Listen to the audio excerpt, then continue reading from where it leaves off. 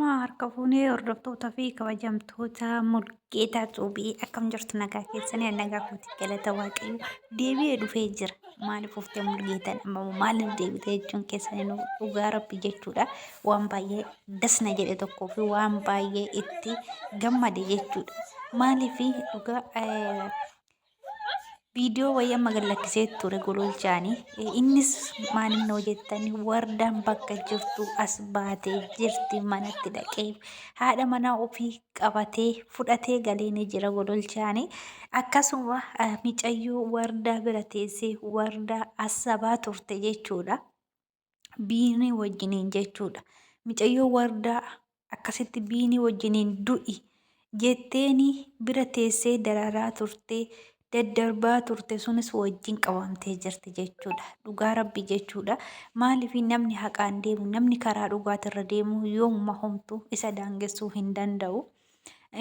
Isaan manarraa fuudhanii baasanii akka isaan barbaadaa jiran arganii jechuudha. Viidiyoo qilleensarratti arganii achi balleessanii waaratanii amma mana jiran akka isaan jedhaniif mana cufanii deemanii yadduudhaan immoo manatti deebi'anii jiran. Isaanis tooftaatti malatanii jechuudha.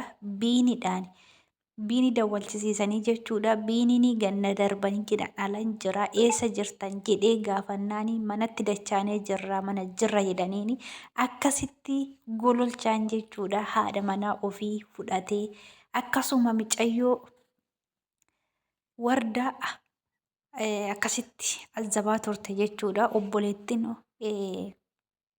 Obboleettii wajjin namni alate akkasitti naman azabu akkasitti namni baduma tokko hoo qabaate akkas nama hin godhani. Garuu hundumaafuu wardaan baay'ee tokkoof dadhabdee jirti. Baay'ee tokko jechuudha dhaabachuu hin dandeessu. Dhugaa rabbii waan nama gaddisiisudha jechuudha. Garuu lubbuudhaan ba'uu ishii xachii. Dhugaan namni gara jabeenya akkanaa dhugaan beeku ani Oromoon reefu garaa walitti jabaate. Ani hin beeku dhugaa rabbi jechuudha. Namni akka itti yaadu namni akka bakka maal siniin jedhu namni obboleettii qabu namni obboleessa qabu namni haadharraa alatti akkatti garaa walitti hin jabaatu sanuma keessa'u jechuudha. Garuu wardaan nagaadhaan ilmoo ofiititti deebuu ishiiti. Dhugaa rabbii daa'ima ishii fuudhanii dhaqaniini. Daa'ima ishii san jechuudha ija keessa laaltee haftee dhugaa rabbii jechuudha. Imimmaanan qabachuu dadhabe dhugaa rabbii jechuudha bakka daa'imaa sanitti maaliif hoo jettanii dhugaa daa'ima ji'a ja'a jechuun kan harma ishii hootu jechuudha. Dhugaa daa'ima ofiitirraa guyyaa meeqaala buluu jechuun baay'ee tokko ulfaata.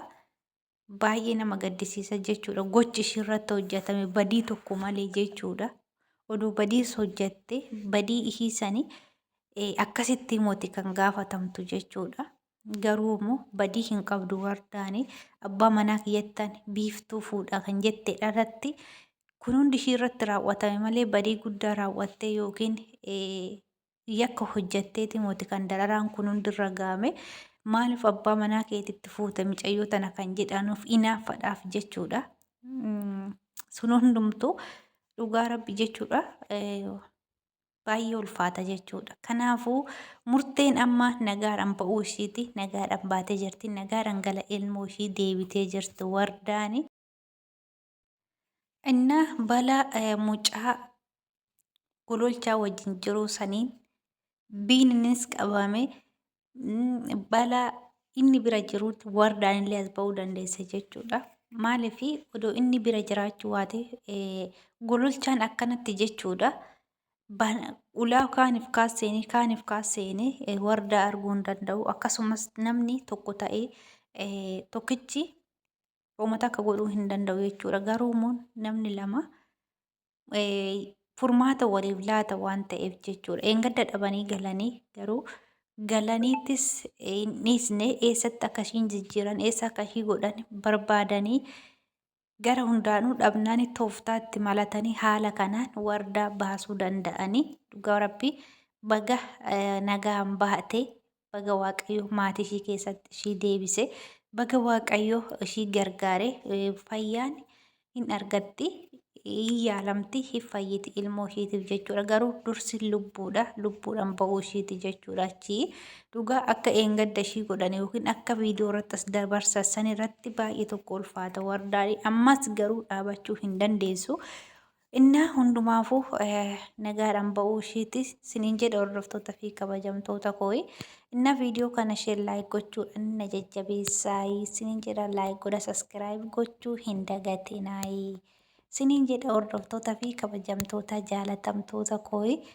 Nagaa fayyaanaaf ta'a. Aga viidiyoo biraatiin walitti deebinutti turtii gaarii siniif haa ta'u galatoomaa warda. Siniin jechuun jaaladhaa. Chaaw.